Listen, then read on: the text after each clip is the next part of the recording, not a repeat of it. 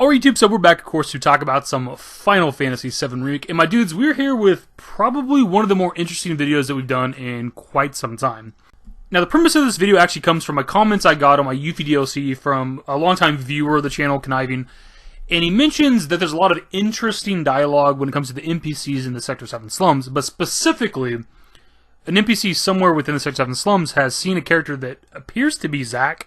They mention that the NPC had seen somebody with spiky black hair and a scar on his face, which of course, with FF7, the first thing you think of is Zack.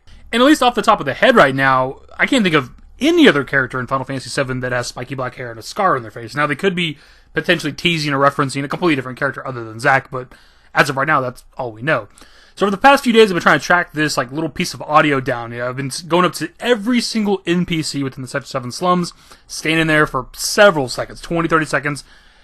I haven't been able to track this down. I've not been able to find this. The problem is, too, there's almost 3 phases, so to speak, when it comes to the Sector 7 slums.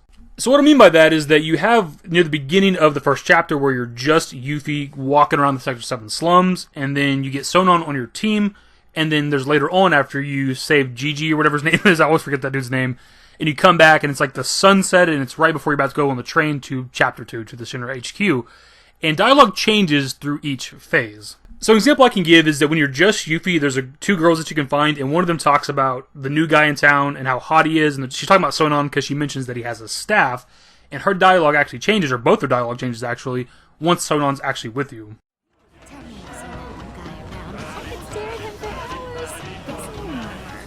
The one with the sword? Nope, that's yesterday's news. This one's got a staff. That's him. That's the guy. Where? The one with the staff. Just look at those muscles. And with that third phase, you actually have the Shinra troops that are outside the Avalanche hideout, so they have unique dialogue, and the people around them have unique dialogue that wasn't there before, and also Yuffie's no longer wearing her Moogle outfit, so there's a lot of characters within Sector 7 slums that would reference your outfit that you're no longer wearing, so their dialogue's different now too. You also have something like the Happy Turtle, side quest thing. There's a balloon over by Wedge where the kids are talking about it. You can hop a wall or whatever, pop the balloon to get one of the flyers, and the kids' dialogue changes after that because the balloon's no longer there. So there's just several examples of dialogue changing just depending on what you've done, what part of the story it is, whether you're just Yuffie, whether you're Yuffie and Sonon. So if this Zack dialogue does exist somewhere within Chapter 1 of the Yuffie DLC, I just can't seem to track it down. I don't know where it's at. But the main reason for all this is that if this dialogue does exist, it has massive implications because it pretty much has to be about Zack, right? And if there's a character within the Sector 7 slums during what would be Chapter 8 of the base game remake that has seen Zack, that doesn't make a lot of sense, right? With the original game, Zack dies a few months before the events of FF7. He dies in September. Cloud joins up with Avalanche sometime after December 9th. And with Remake, Cloud joins December 8th. So there's a little bit of earlier time frame there. And obviously, since we really haven't dove into Zack with the Remake story, we don't know exactly when that Zack last stand is supposed to be taking place. But the point is, if there's an NPC within the Sector 7 slums that has seen Zack within the last few months, then I think that would confirm that with the ending of base game Remake that we did save him in the past and not in a separate timeline. The other implications would also be that if a character has seen Zack, that means he's clearly not dead, which is a popular theory where maybe he's stuck in the live stream or something like that. If a character's seen him, he's not dead. And thirdly, that would also mean that he's been in Midgar for a few months, which I think makes a lot of sense. I've seen it talked about with other theories before. I don't remember the context of the theory.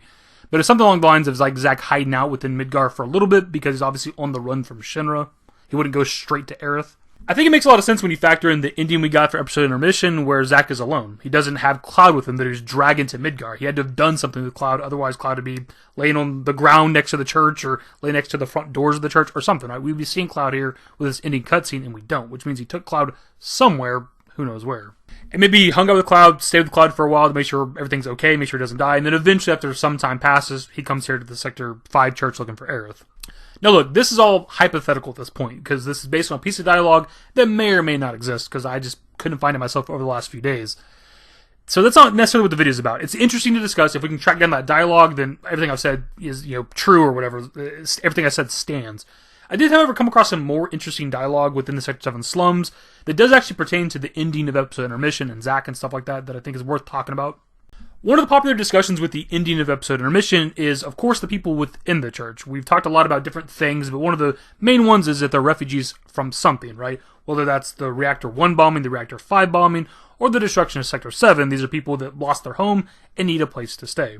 The thing is, if you actually explore around these Sector 7 slums with the Yuffie DLC, you actually come across people talking about this. I found at least 2 instances of it. There could be more, I'm not sure. But you actually come across kids talking about it, and one of the kids at least attempts to use the word refugee. I heard some talk about how Pleiades might come looking to take refuge down here once the train... Bomb one reactor, bomb them all. Whatever. Thing is, Pleiades are always gonna get their fill. If anyone's gonna starve, it's us. Ugh, I hate that you're right. Do you live at FF7? Yes, I do.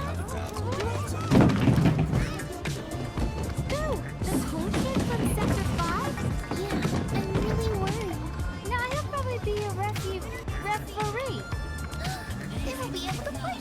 And it actually didn't even click until just now watching back that gameplay I recorded that the adult people at the beginning talk about the Pleiades seeking refuge, which is of course like a different take on refugee or whatever the case.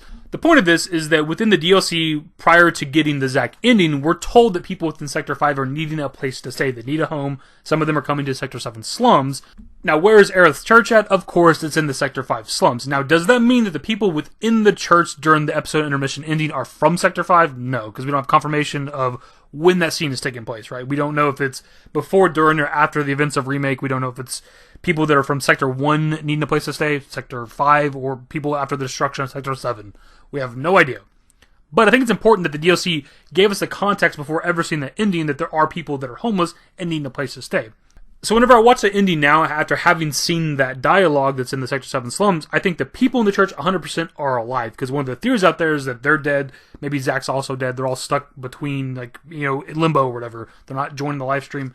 Whatever the case. One of the questions out there too is like, why do the people not react to Zack coming in? That's one of the theories for why he may be dead, but maybe they aren't. But they're also all crying and grieving, like from some sort of recent tragedy, right? Maybe they don't give a shit about some guy exploding through the door. Also, having the context that we do, I think it's interesting because there's somebody that's standing on Aerith's flowers within the church. I think it makes a lot of sense that they're Pleiades, people from the top side, or people from a different sector that don't know Aerith, because if they're from the surrounding area, they would probably know Aerith, and they would know that's her church and her flowers, and they wouldn't step on them. Now, this doesn't answer everything, because there is still continuity errors, because, like, the church is definitely clean, a lot cleaner than it is whenever you're playing Remake. We don't know if that's intentional or not. I want to believe that it is, but there are some, like, skybox issues and continuity errors throughout, you know, Remake and stuff like that, so we don't, it's kind of hard to, like, talk about this stuff and 100% be sure on anything. Also, since we're talking about it with the church right here at the end, and you have the wooden cross on the wall, it's debated amongst people whether or not that's intentional or not, whether or not it was supposed to be a wooden cross in base game Remake, or whether or not it was supposed to be a stone cross here. Again, we don't really know. The main takeaway from this video for me right now is that I think the people within the Sector 5 church at the end of episode intermission are alive. Now, which refugees are they? We could go back and forth on that. If we want to get rid of the idea of continuity issues with the Zack ending, the Sector 7 plate's missing. So this should be taking place sometime after the Sector 7 plate fall, so maybe they're from Sector 7. I personally don't think that this specifically is a continuity issue, simply because with that video, we kind of come here specifically with Cloud before the plate fall, after the plate fall, line up the angles perfectly, and it all matches up. So I think that this is intentionally meant to be taking place after the Sector 7 plate fall.